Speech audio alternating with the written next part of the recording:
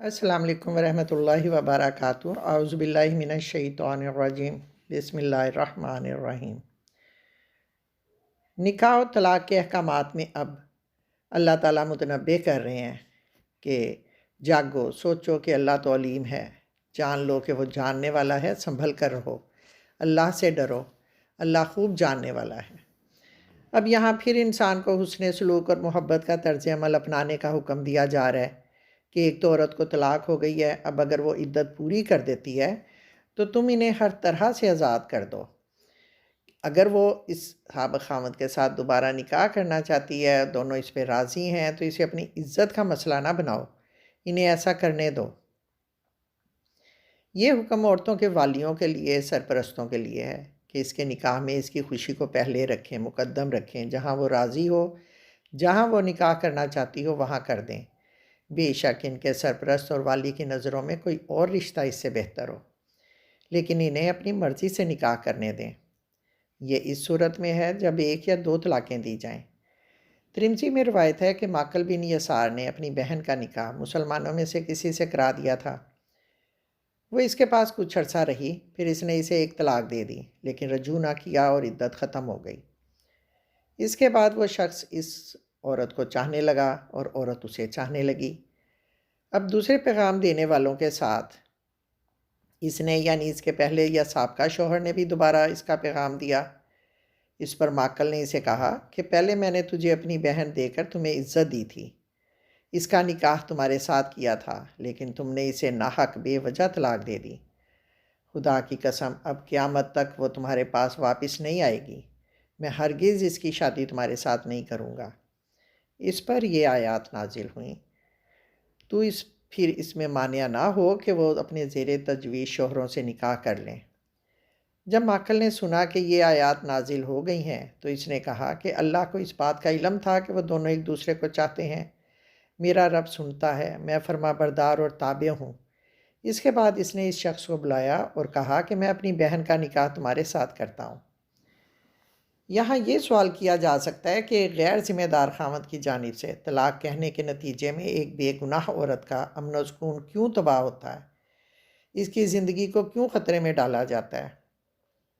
انسانی معاشرے میں ہم ایسے واقعات دیکھتے ہیں جن کا علاج ضروری ہے، جن کا فیصلہ ضروری ہے، قانون سازی ضروری ہے۔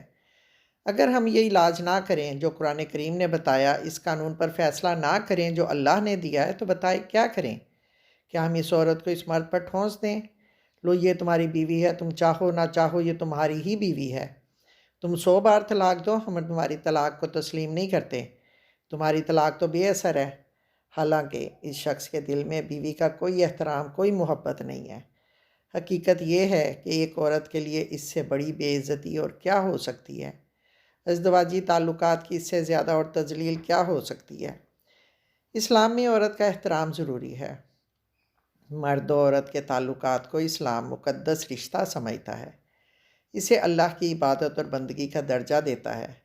وہ خاوند جو طلاق کو مذاق بنا دیتا ہے، تو اگر اس نے ایک طلاق دی ہے یا دوسری طلاق دی ہے اور قبل از رجوع عورت بائن ہو گئی، جدا ہو گئی، تو اس کی سزا یہ ہے کہ وہ دوبارہ نکاح کرنا چاہتا ہے تو اس عورت کو دوبارہ راضی کرے گا، اس کی مرضی سے دوبارہ نکاح کرے گا اور اسے دوبارہ مہر ادا کرنا ہوگا۔ اور اگر وہ تیسری بار طلاق دیتا ہے تو پھر اس کی سزا یہ ہے کہ وہ عورت اس پر حرام ہو گئی، مکمل حرام۔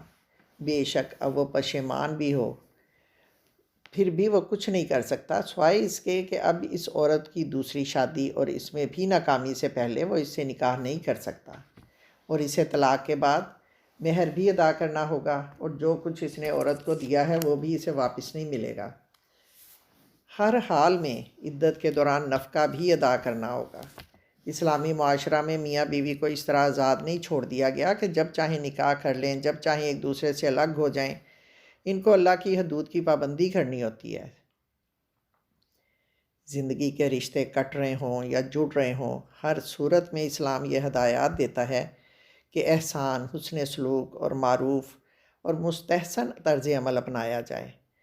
یوں اللہ تعالیٰ عائلی زندگی کے ان معاملات کو بلند کر کے عبادت کے مقام تک پہنچا دیتے ہیں۔ ان معاملات کا تعلق بھی اللہ کی رسی سے ہو جاتا ہے۔ اب اگلا حکم بچے کی رضاعت کا آتا ہے کہ جب عورت بچے کو دودھ پلائے گی تو اس کا نان نفقہ اس کے شوہر کے ذمہ ہوگا۔ حقیقت یہ ہے کہ اکثر اوقات طلاق کے بعد بھی میاں بیوی کے باہمی معاملات ختم نہیں ہوتے۔ بعض اوقات بچے رہ جاتے ہیں جن کی پیدائش میں دونوں نے حصہ لیا ہوتا ہے۔ اگر والدین کی آپس میں نہیں نبھ سکی تو اس میں ان بچوں کا کیا قصور ہے؟ ان کے لیے کوئی مناسب گارنٹی ہونی چاہیے تاکہ وہ عملی زندگی میں قدم رکھنے کے قابل بن سکیں۔ متعلقہ والدہ اپنے بچوں کے بارے میں، خصوصاً دودھ پینے والے بچوں کے بارے میں بری و ذمہ نہیں ہے۔ اس پر اس سلسلے میں کچھ فرائض عائد ہوتے ہیں۔ یہ فرائض اللہ تعالیٰ کی جانب سے عائد ہوتے ہیں۔ اللہ تعالیٰ نے عورت کو آزاد نہیں چھوڑ دیا، کیونکہ ایسے حالات میں اگر عورت کو اپنی فطرت کے مطابق آزاد چھوڑ دیا جائے تو وہ ان کشیدہ اور خراب تعلقات کی وجہ سے کوئی غلط فیصلہ بھی کر سکتی ہے، اور اس غلط فیصلے کے نتیجے میں بچہ ضائع ہو سکتا ہے، اسے نقصان پہنچ سکتا ہے۔ اس لیے یہاں اللہ تعالیٰ والدہ پر فرض کر دیتے ہیں کہ وہ ایسے حالات میں کوئی ایسا رویہ اختیار نہ کرے جس سے بچے کو نقصان پہنچے۔ اللہ کو ہم سے بھی زیادہ ہمارے ساتھ محبت ہے، وہ سب سے زیادہ مہربان ہے، بلکہ والدین سے بھی زیادہ رحیم و کریم ہے۔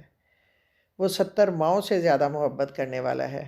اب کہا جاتا ہے کہ ماں کا فرض ہے کہ وہ پورے 2 سال تک بچے کو دودھ پلائے، کیونکہ اللہ تعالیٰ سب سے زیادہ اس بات سے واقف ہیں کہ صحت کے اصول کے لحاظ سے بچے کے لیے 2 سال کے عرصہ تک دودھ پینا ضروری ہے۔ صحت اور نفسیات دونوں اعتبار سے بچے کا اپنی ماں کی گود میں ہونا ضروری ہے تاکہ دونوں لحاظ سے وہ صحیح طرح نشو و نما پا سکے۔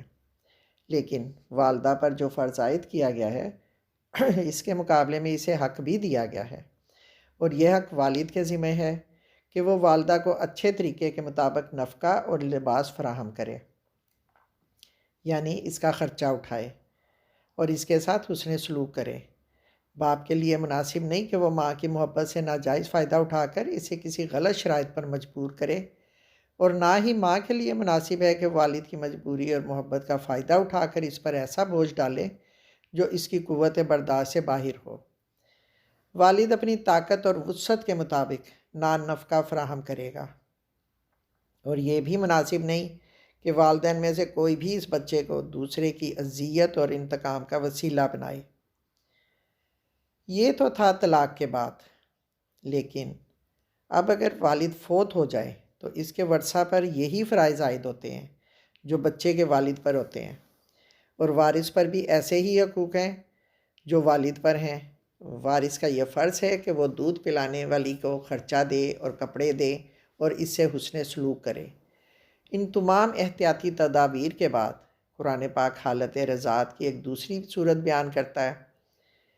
اگر والدہ اور والد یا وارث یا والدہ باہمی مشورے سے یہ فیصلہ کر لیں کہ 2 سال کا عرصہ پورا ہونے سے پہلے ہی بچے کا دودھ چھڑا لیں، صحت کے اعتبار سے یا کسی اور وجہ سے، تو اس میں کوئی حرج نہیں ہے۔ یہی حکم اس صورت میں بھی ہے کہ والد کی خواہش یہ ہو کہ وہ اجرت پر بچے کو کسی اور کا دودھ پلائے، بشرطے کہ بچے کا مفاد اس میں ہو، اور دودھ پلانے والی کو طے شدہ اجرت ادا کرے، اس کا معاوضہ ادا کرے اور اس کے ساتھ بھی حسن سلوک کرے۔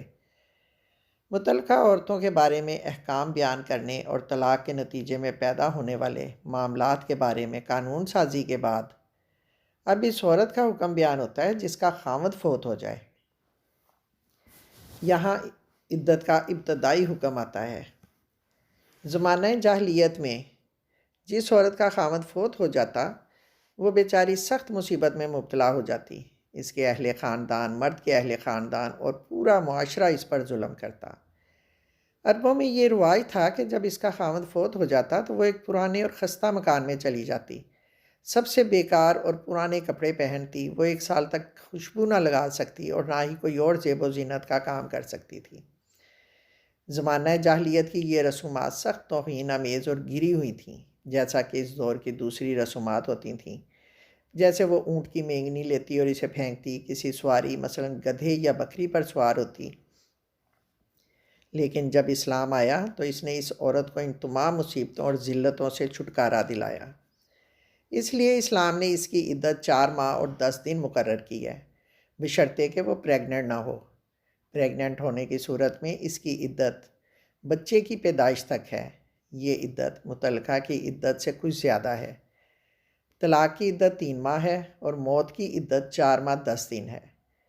اس میں مصلحت یہ ہے کہ اس میں ایک طرف تو عورت کا رحم صاف ہوگا اور شبہ نہیں رہے گا کہ خاوند کے کچھ آثار اس میں ہیں، یعنی کہ وہ پریگننٹ ہے۔ دوسرے 4 ماہ 10 دن کے انتظار میں یہ فائدہ بھی ہوگا کہ خاوند کے اہل خاندان کے جذبات مجروح نہیں ہوں گے، کیونکہ ادھر خاوند فوت ہو، ادھر عورت دوسرے خاوند کی تلاش شروع کر دے تو خاوند کے خاندان والے ضرور محسوس کریں گے۔ یہاں اپنے آپ کو روکے رکھنے سے مراد صرف یہی نہیں ہے کہ وہ اس مدت میں نکاح نہ کریں، بلکہ زینت سے بھی روکے رکھنا ہے، یعنی وہ بناؤ سنکھار نہ کرے، مگر وہ اچھے کپڑے پہن سکتی ہے، اچھے کپڑے پہننے کی اسے اجازت ہے۔ زمانہ عدت میں عورت کو اسی گھر میں رہنا چاہیے جہاں اس کے شوہر کی وفات ہوئی ہے۔ دن کے وقت وہ کسی ضرورت سے باہر جا سکتی ہے، سفر کر سکتی ہے، مگر قیام اس کا اسی گھر میں ہونا چاہیے۔ اور جب عورت کی عدت ختم ہو جائے تو اب وہ مکمل آزاد ہے، اس پر کسی کا کوئی اختیار نہیں ہے، نہ اس کے اپنے خاندان کی طرف سے اور نہ ہی اس کے خاوند کے خاندان کی طرف سے۔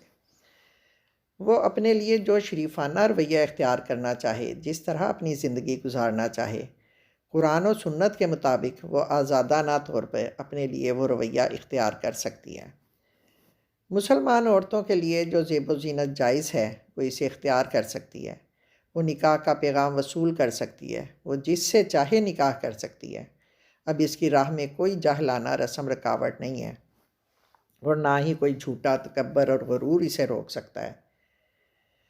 اب اس پر اللہ تعالیٰ کے سوا کوئی نگران نہیں ہے۔ یہاں چوری چھپے افیئرز اور تعلقات سے منع فرمایا گیا ہے، اور اس بات سے بھی منع فرمایا گیا ہے کہ شادی کا پیغام عدت کے دوران نہ دیا جائے۔ اگر اس سے متعلق کوئی بات کرنی ہے تو وہ اچھے اور معروف طریقے سے کرو، جس میں کوئی ناپسندیدہ بات نہ ہو، کوئی فحش بات نہ ہو، اور کوئی ایسی بات نہ ہو جس کے ذریعے اللہ کے وہ حدود ٹوٹتے ہوں جو اس سلسلے میں اللہ تعالیٰ نے مقرر کیے ہیں۔ اس لیے اللہ تعالیٰ کے حدود سے تجاوز نہیں کرنا چاہیے۔ یا اللہ ہمیں اپنے احکامات دل سے ماننے کی توفیق عطا فرمائیں، ہم سب سیدھے راستے پر چلیں اور ہمیں اس راستے پر استقامت عطا فرمائیں۔ آمین ثم آمین یا رب العالمین، فی امان اللہ۔